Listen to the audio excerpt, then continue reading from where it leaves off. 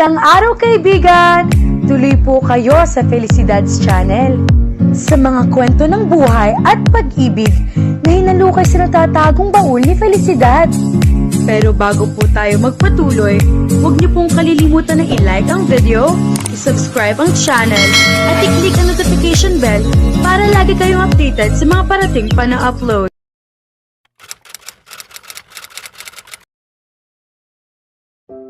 Makalipas ang ilang linggo. Uy, kumusta? Isang pamilyar na boses ang biglang nagmula sa likuran ko.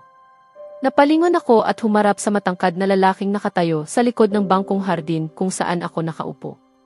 Isang kaaya-ayang sorpresa, sabi ko habang bahagyang umiti. Bakit hindi ka umupo? Tapik ko sa bakanting espasyo sa tabi ko. Umupo si Zayden at napabuntong hininga ako. Anong problema? Tanong niya habang may bahid ng pag-aalala ang kanyang mukha. Hindi ka naman basta-basta bumubuntong hininga ng walang dahilan. Sa madaling salita, paliwanag ko, kailangan turuan ni Bran si Tina. Ibig sabihin, kung gusto kong sabay kaming umuwi, kailangan ko siyang hintayin. Talaga? Natatawang sabi ni Zayden. Kung ako yan, matagal na akong umuwi mag-isa. Nakakabagot mag-isa, sagot ko. Mas gugustuhin ko pang maghintay dito hanggang matapos siya. Kung gusto mo, alok niya, maari kitang ihatid pa uwi. Talaga? Sagot ko agad, ngunit nag-alinlangan. Sandali, may basketball practice ka pa, hindi ba? Ayokong maging abala. Hindi na, sagot niya. Katatapos ko lang. Tumayo siya at hinila akong patayo. Halika na. Ngumiti siya ng parang bata at halos kalagkarin ako palabas ng bakura ng paaralan. Hindi niya ako binitiwan hanggat hindi ko sinabing mag-iiwan muna ako ng mensahe kay Bran upang ipaalam na umuwi ako kasama si Zayden. Nang maisuksok ko na muli ang telepono sa aking bulsa, muli niya akong hinila, humihinto lamang upang magtanong ng direksyon. Hindi ko mapigilan ang mapatawa sa buong lakad. So, etong si Tina, biglang simula ni Zayden, ano sa tingin mo tungkol sa kanya? Bahagya akong nagulat sa biglaang tanong. Ayos naman siya siguro. Siguro. Ulit niya. Hindi iyon tunog positibo. Hindi sa ganoon, sabi ko, nag-aalangan kung sasabihin ko ba ang totoo kong nararamdaman. Mabuti si Zayden. Mauunawaan niya. Pakiramdam ko, diretsahan kong sabi, parang ginagamit lang niya si Bran. Bilang matalik niyang kaibigan, ayokong mangyari iyon. May kung anong kakaiba kay Tina na hindi ko maipaliwanag. Huwag kang mag-alala, mahinahong sagot niya. Baka wala lang iyon. Pero kung gusto mo, bantayan mo lang muna. Saglit ko siyang tiningnan bago muling ituon ang tingin sa kalsada. Tahimik ang paligid hanggang makarating kami sa harap ng aming bahay. Binuksan ko ang pinto. Nasa biyahe ang aking mga magulang dahil sa trabaho, kaya mag-isa lamang ako sa bahay sa loob ng ilang araw. Gusto mo bang pumasok? Alok ko, medyo may pag-aalinlangan. Hindi pa ako nakakapag-imbita ng iba sa bahay maliban kay Bran. Ngunit sa kabila ng maikling panahon, pakiramdam ko'y malapit na rin ako kay Zayden. Sa susunod na lang, magalang niyang tanggi. Mukhang mag-isa ka. Nasaan ang mga magulang mo? Nasa biyahe sila, sagot ko agad. Pero ayos lang, sanay naman na akong mag-isa. Kung ganoon, tawagan mo ako kapag may nangyari, sabi niya. Kumuha siya ng ballpen at marahang hinila ang aking braso bago may isinulat sa aking bala. Ilang bloke lang ang layo ng bahay namin. Makakarating ako rito sa loob ng 3 minuto. May pagtitipon lang ang pamilya namin ngayon, kaya hindi ako pwedeng magtagal, pasensya na. Tiningnan ko ang aking braso. Isang numero ng telepono ang nakasulat doon, may maliit pang guhit na mukhang nakangiting mukha. Hindi ko napigilan ang mapangiti. Kita tayo sa paaralan, sabi niya bago umalis, kumakaway. Kumaway din ako pabalik. Nang tuluyang mawala ang kanyang anyo sa kanto, pumasok ako at isinara ang pinto. Inilagay ko ang numero ni Zayden sa aking telepono at nagpadala ng mensahe upang magkaroon din siya ng akin. Pagkatapos ay napabuntong hininga ako at umakyat sa aking silid. Nagpalit ako ng damit at sinuot ang aking pajama bago muling kunin ang telepono. Walang kahit isang mensahe mula kay Bran. Nagtuturo pa rin ba siya kay Tina? Hindi man lang niya nabasa ang mensahe ko. Pinatay ko ang aking telepono upang hindi ako maistorbo at inilapag iyon sa gilid. Humiga ako sa kama, niyakap ang isang unan at pumikit upang matulog. Nagising ako dahil sa malalakas na kalabog mula sa ibaba. Hindi ko alam kung gaano katagal akong nakatulog hanggang silipin ko ang orasan, 6:30 na ng gabi. Mahigit 2 oras akong nakatulog. Patuloy pa rin ang ingay at biglang kinabahan ako. Tahimik akong bumaba at kumuha ng kawali mula sa kusina bago lumapit sa pintuan. Sarah! Buksan mo ang pinto, mawa ka naman. Sarah! Boses ni Bran iyon. Mabilis kong binuksan ang pinto, takot na takot sa pag-aakalang may masamang nangyari sa kanya. Muntik na niyang hampasin muli ang pinto, ngunit napatigil siya nang makita akong nakatayo roon, nanlalaki ang mga mata. Bigla niya akong niyakap ng mahigpit, sobrang higpit na halos mawalan ako ng hininga. Natigilan ako ng ilang segundo bago ko umarahang tinapik ang kanyang likod upang pakawalan niya ako. Bumitiw siya at tiningnan ako ng puno ng pag-aalala habang pilit akong humihinga. Ayos ka lang ba? Tanong ko, labis ang pag-aalala. Ano ba ang ginagawa mo? Sigaw niya. Hindi kita matawagan. Sinabi sa akin ni Papa na nasa biyahe ang mga magulang mo at mag-isa ka na naman sa bahay. Alam mo ba kung gaano ako natakot? At sino ba ang nakakaalam kung anong klase ng tao ang Zayden na yan? Dapat mas mag-ingat ka sa mga tao. Ito ang unang pagkakataon sa mahabang panahon na nakita ko siyang ganito kagalit. Ayos lang ako, Bran, mahinahon kong sabi, takot na baka muling tumaas ang boses niya. Pasensya na kung kinabahan ka. Natutulog ako at naka-off ang telepono ko. Bahala na, sabi niya habang umupo sa sofa. Dito na ako matutulog ngayong gabi. Isinara ko ang pinto at lumapit sa kanya. Maya-maya, nagsalita siyang muli. Pasensya na kung napasigaw ako. Natakot lang talaga ako na may masamang nangyari sa'yo. Ayos lang, sabi ko sabay ngiti.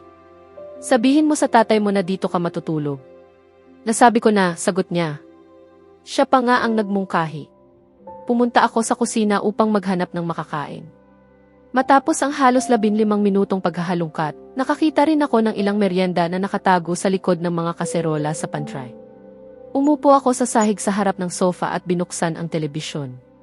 Dumukot si Bran ng isang dakot ng cheese balls at isinubo iyon habang nakatingin sa kisame. Halata ang kanyang pag-aalala. Maya-maya, tumingin siya sa akin, seryoso ang mukha. Sarah, sabi niya, ikaw ang pinakamatalik kong kaibigan, hindi ba? Oo nga, ako yung matalik na kaibigan. At gagawin mo ang kahit ano para sa akin, tama? Hanggat hindi ako makukulong ng 10 taon, pabiro kong sagot, oo. Huminga siya ng malalim at tumingin sa akin. Pwede ka bang maging kasintahan ko pansamantala? Maging kasintahan ko pansamantala. Tinitigan ako ni Bran, wari naghihintay ng anumang reaksyon o sagot mula sa akin. Pasensya na, sabi ko, parang hindi ko yata narinig ng maayos. Pansamantalang kasintahan, ulit niya, mas mahina na ang boses. Alam mo na, para matutunan ko kung paano maging isang mabuting nobyo. Napasinghal ako. Nagbibiro ka ba? Hindi ako papayag na maging paksa ng isang katawa-tawang eksperimento na wala namang saysay. Sa totoo lang, lampas na iyon sa kabaliwan. Binaling ko muli ang aking tingin sa telebisyon at nagsubo ng ilang cheese balls. Narinig ko ang mahinang buntong hininga niya bago bigla niyang harangan ang aking tanawin upang makuha ang aking pansin. Ano ba, Bran? Lumayo ka nga, hindi ko makita ang palabas. Sigaw ko. Hindi ako aalis hanggat hindi ka pumapayag, anya sabay nguso. Pakiusap, Sarah. Kailangan ko talaga ang tulong mo. Gusto kong maging kami ni Tina. Pakiramdam ko, may gusto rin siya sa akin. Napabuntong hininga ako at tumigil sa kakapilipit ng katawan upang masilip ang telebisyon. Humarap ako sa kanya. Makinig ka, panimula ko. Naiintindihan kong gusto mo talaga siya, pero ano ba talaga ang ibig sabihin ng pansamantalang kasintahan? Tutulungan kita kung may matino kang plano, hindi iyong kung ano-ano lang. Itaas baba ko ang aking mga kamay sa pagkadismaya.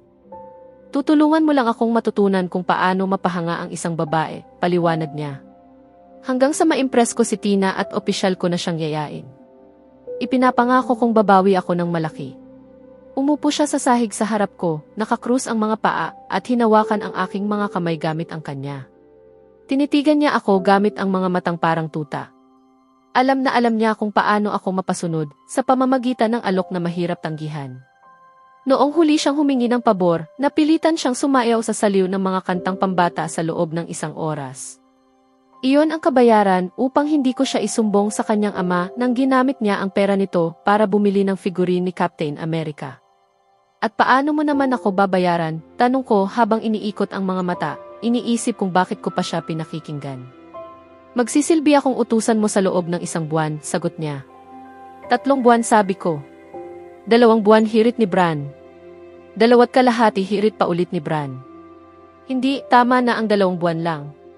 Sige, sabi ko sabay tayo, good luck na lang sa crush mo. Hindi pa man ako tuluyang nakakatayo, hinila niya akong pababa muli. Ilang sandali niya akong tinitigan ng masinsinan. Sige na nga, buntong hininga niya. 2.5 buwan. Napangiti ako sa aking munting tagumpay. Siguraduhin mong tutuparin mo ang usapan, babala ko. Kung hindi, pagsisisihan mo. Parang hindi mo pa ginagawa yan ngayon, bulong niya habang nakayuko.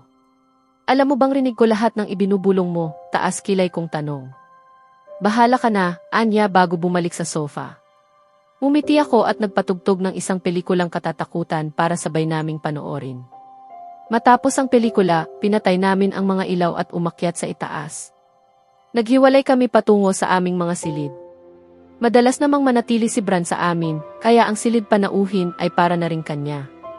Mayroon pa itong aparador na puno ng kanyang mga damit kaya hindi na niya kailangang mag-impake tuwing may sleepover kami. Isinara ko ang pinto ng aking silid at ginawa ang aking panggabing gawain. Binuksan ko ang aking telepono bago humiga at biglang napuno ng tunog ang aking silid, sunod-sunod na mensahe sa loob ng halos 3 minuto. Tiningnan ko kung sino ang nagpadala. 23 hindi pa nababasang mensahe mula kay Bran at 8 naman mula kay Xaden. Ganoon din ang mga tawag, 13 mula kay Bran at 3 mula kay Xaden. Nabigla ako at nakaramdam ng kaunting guilt dahil sa labis nilang pag-aalala, ngunit sa isang banda, masarap sa pakiramdam na may mga taong tunay na nagmamalasakit sa akin. Nagpa siya akong mag-text kay Xaden upang ipaalam na ayos lang ako. Sarah, hey Xaden. Pasensya na kung hindi ako nakasagot. Natutulog ako at naka-off ang telepono ko. Xaden, ayos lang basta't okay ka. Nag-alala lang ako nang hindi ka sumasagot. Sarah, pasensya na kung nabahala ka. Xaden, walang problema. Xaden, Diyos ko, pakilabas na lang ako rito, pakiusap. Sarah, bakit? Anong nangyari? Xaden, pinipisil ng mga tiyahin ko ang pisngi ko habang sinasabi kung gaano raw ako naging gwapo mula sa isang masungit na batang chubby. Hindi ko na kaya. Sarah, ayoko rin kapag pinipisil ang pisngi ko. Xaden, aray ko. Sarah, pasensya na, Xaden, pero hindi kita maililigtas dyan. Xaden, pinagsuot pa ako ni mama ng tuksedo. Formal daw kasi ang pagtitipon. Sarah, ano bang masama sa tuksedo? Xaden, wala naman, pero nakakahiya kapag ikaw lang ang nakatak sa isang silid na puno ng kaedad mong naka-jeans at simpleng damit. Sarah, ay oo, masakit nga yan. Xaden, alam ko. Xaden, sige, kailangan ko nang umalis. Tinatawag na ako ni mama. Kita tayo. Sarah, sige, ingat. Sana maging masaya pa rin ang gabi mo. Tahimik kong ipinagdasal na sana igumaan ang pakiramdam ni Xaden sa kanilang pagtitipon bago ko inilapag ang aking telepono at tumitig sa kisame. Paulit-ulit sa aking isipan ang kahilingang ginawa ni Bran ilang oras lamang ang nakalipas. Bakit nga ba ako pumayag na maging tinatawag niyang pansamantalang kasintahan? Ano ba talaga ang ibig sabihin noon? Ano ang dapat kong gawin? Paano nito matutulungan si Bran na mapalapit kay Tina? Ako ba ang magtuturo sa kanya kung paano humanga ang isang babae? Napailing ako sa dami ng tanong na walang kasagutan. Humarap ako sa aking tagiliran at ipinikit ang mga mata, pilit na pinilit ang sarili na matulog. Kailangan ko iyon upang masimulan ang susunod na araw ng normal, tulad ng dati. Ngunit may isang tanong na patuloy na bumabagabag sa akin, kahit sa aking panaginip. Ano nga ba ang ibig sabihin ng kasintahan pansamantala? Sa susunod na kabanata, makikita ni Sarah kung paano niya tutuparin ang pagiging pansamantalang kasintahan ni Bran at kung paano ito magdudulot ng mga nakakatawa at nakakakilig na sitwasyon sa kanilang araw-araw. Kasabay nito, unti-unting lilitaw ang tensyon at selos sa pagitan ng mga karakter, lalo na sa pagitan ni Sarah, Bran, at Zaiden na magpapainit sa kanilang relasyon. Kaya abangan natin